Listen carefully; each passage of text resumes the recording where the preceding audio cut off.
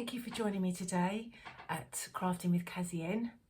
Today I'm going to show you what I've just finished making, and also we're going to talk about swatch samples, not necessarily with a garment in mind or a finished project in mind. Okay, so I'll start with what I've just finished. I finished this last night and it's a cowl.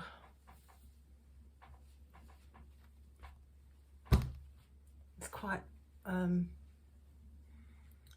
roomy and yet snug, if you know what I mean. I made this with a Stylecraft yarn. I bought it because I thought I needed another blue for the upcycled blanket that I've just finished, but I didn't need it in the end, so I had a whole ball of yarn go and spend. And as you know, I'm trying to reduce my stash. So I thought, I got a leaflet when I bought the yarn from Stylecraft with a pattern on it, and I thought, well, I can make that, so you know, use it up.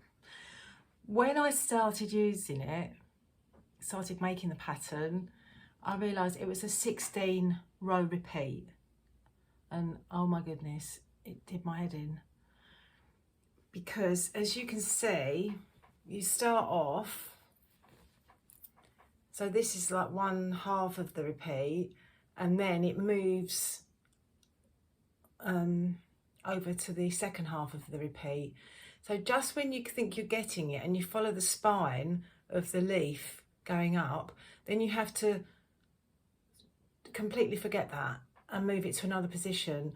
So I got to about here and I realised that I was continuing one of these going all the way up. I tried to like drop it down and repair, but no, that wasn't happening. So I pulled it off the needles, thought about balling it into the corner of the room, but I didn't. I pulled back and managed to pick up the loops. I was going to try and pull back to a purl row, the wrong side row, but I pulled back to the a yarn over row, and I actually managed to get it all back on the needles okay. So that was lucky. Now I was meant to do another 7 rows, so another half one of these, but I didn't think there was going to be enough yarn, and with a happy heart I finished it and did the ribbing, and I wouldn't have had enough yarn, so I made a good decision. And I used the technique in my previous video of stitching up lace. I actually did it for this one as well, and I'm actually I can't even find where I did it. Oh, there it is. So from the right side, I'm quite pleased with that. You can't even really see where it's not too bad, is it? I mean, when you're wearing it, you'll never find out where the seam was. So I'm quite pleased with that. So that's a Stylecraft double knit acrylic yarn. It's nice, it's got sort of little knobbles in it. You can see that? Not nobble, do I mean knobbles? Nibs, I don't know. Little sort of bits that give it texture and a bit of personality, a bit of character. So yeah, that's going in my cowl drawer. So I'm pleased with that. Now the other thing I want to talk about is swatching. I got this book for my birthday last year, and I thought, when I flipped through it, I thought, yeah, this is amazing. This is fabulous. And then as you do, you sort of put it on the shelf and you don't do any of the swatches. I mean, the idea is that you swatch your way through it, and it's almost like a crochet course, an advanced course. So you swatch your way through it, and then you obviously improve your crochet skills. So not only can you achieve much more advanced patterns, you know, if you can follow more advanced patterns, hopefully, but also you could start designing your own crochet.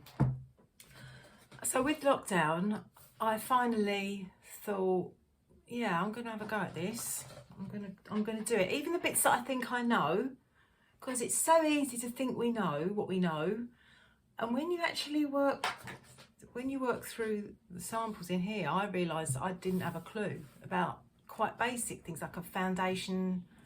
When you make a foundation crochet, where you you don't do your chain first and then crochet into all the loops, you actually sort of make the chain as you go along. So I learnt something there. I was doing that all wrong. So I'll just show you what I did the other day. So I made this little sampler, and I'm going to continue to work through the book and do these samples because I think they're really helpful.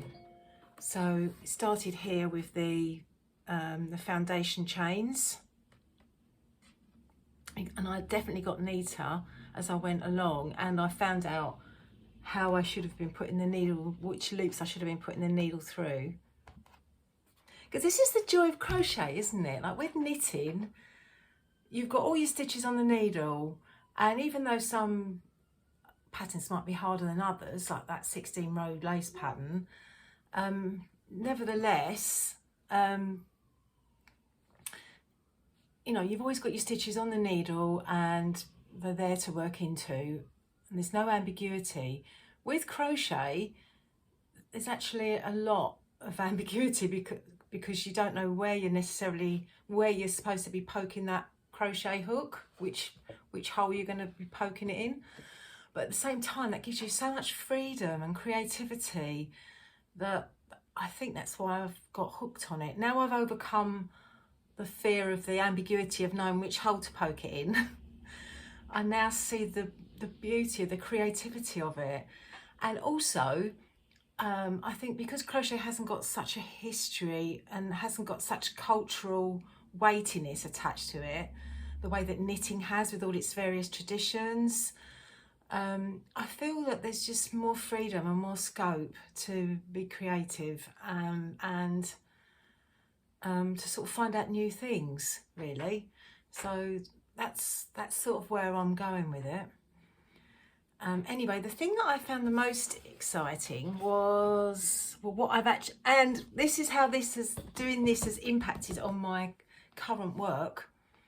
The waistcoat that I was stitching up in the last episode, when I put it on, I realised that there was just a massive gap down the front of the waistcoat. I mean, I know I've got large hips, but then it's never going to in any way meet the way it does in the photo on the pattern page.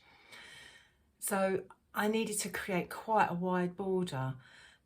If you can imagine doing trebles, or double crochets as in American terminology, you get like a very baggy sort of effect, and I didn't think that would look very professional or finished. However, doing one of these samples from the book, I found these link stitches here. This one went a bit wrong. But this one I thought went really well. And I thought, what a lovely, it's similar in that you pick up horizontal stitches like you do with Tunisian crochet. But I thought, well, that's nice. And so I'm going to get the waistcoat now, and I'm going to show you what I've got planned. Okay, so here's my waistcoat. I've sewn it all up, sewn the shoulders together. Now these are the edges that you're meant to just do like 4 rows of simple crochet. See, the single crochet American, double crochet British. 4 rows of that all the way up the border, around the neck, down the other side. And that's supposed to be finishing the garment. Well, it was nowhere near. The back fitted me okay, but just these bits here were just too narrow to do anything useful. However, I thought I don't want a wide border all the way up and around the neck, because otherwise the back of the neck wouldn't fit properly. So I thought I can do this linked treble crochet, And what I'll do is I'll do linked double crochet, which I believe is treble in American terminology. I will do double crochet along the bottom half. Then as you get to the shaping around here, I'll reduce that to treble crochet, which in American terminology is double crochet. And then I see I've marked them with these little markers. So from the base to here is double crochet linked. From there to here is treble crochet linked. And then all the way around the back of the neck, here and here, I just do double crochet, which American terminology is single crochet. And then I do that all the way around. So that way you actually get shaped without all the complexities of short row shaping in knitting. You actually get shaping going on. Can you see? So this is, I've done, you can see I've done 1, 2, 3, 4 linked double treble rows here. As we go to here, you can see it goes into linked treble rows. And here, you see it decreases into ordinary double crochet rows. Single crochet, American terminology. Isn't it annoying that we have different terminology? So annoying. For both of us. So what you do is you find the 2 horizontal threads here, and instead of doing yarn overs, you use these effectively as your yarn overs. So you go through this one here, pull the thread through, and you go this one here, go through there.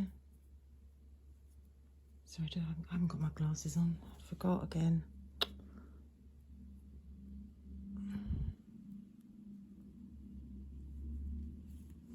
Pull, thread through. So then you've got your 3 loops on your hook. Now you get the 4th loop on the hook for the double crochet by going through the next, and you move along by going into the top loops of the next stitch along. Pull the thread through. Then you complete the stitch in the same way as a normal double crochet. Sorry, treble crochet. Double treble. Get it right, girl. Double treble. Okay, so that's one formed. And you get this lovely woven effect. And it's not gappy or anything like a normal double treble. So I shall continue that. I shall do another one. Okay, so we go through this top stitch here, pull the thread through this horizontal loop here, pull it through, and then through the next one along.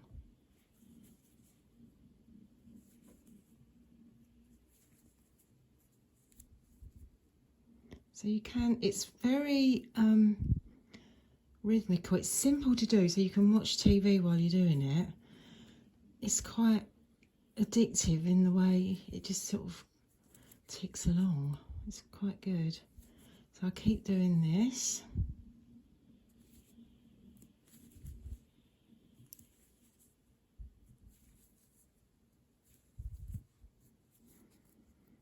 Right, one more to go of this.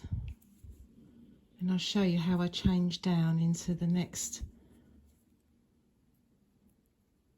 sort of pattern. Okay, so that's the last one of the double trebles.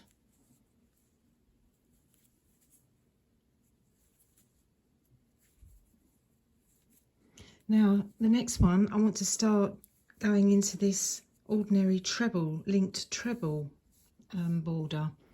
I'll just take that out for a minute. Now what I do, instead of going through the top horizontal loop and the second horizontal loop, I just go through the bottom horizontal loop, effectively making it a treble rather than a double treble. Pull the thread through and go through that stitch there.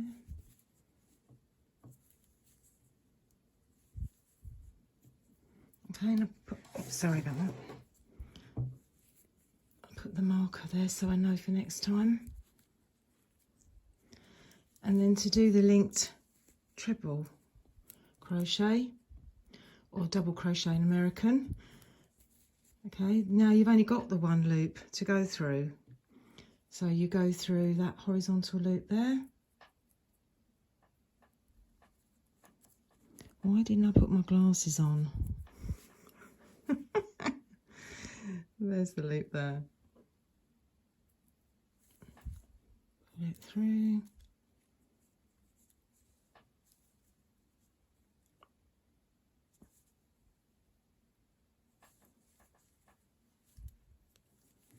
Okay, and you just continue like that until you get to this bit.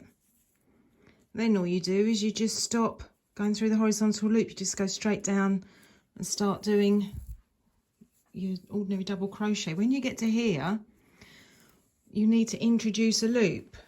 So you just wrap as you would for a normal treble and start it, and then from then on you do the horizontal stitch instead, horizontal loop instead. So I hope you found that helpful and encouraging, because I'm sure most of you have got crochet stitch books at home with loads and loads of patterns in, and if you're like me, you probably thought, you know, I've got 2 hours to spare. I could put some more lines in my blanket that I'm making, or I could finish a project that I'm doing. But actually it's time well spent just going through these stitches, trying out different yarns, seeing what they look like with the different stitches. And also you learn sort of muscle memory with what size hooks to use, but the muscle memory with how to hold the yarn, how much to pull up the stitches to make a nice even tension. And I just think you could apply all these in, you know, either in a design that you decide to make, or to adapt a design you've already got, like I did. So anyway, I hope this is encouraging. Please like and subscribe if you enjoyed this video, and I hope to see you soon. Bye.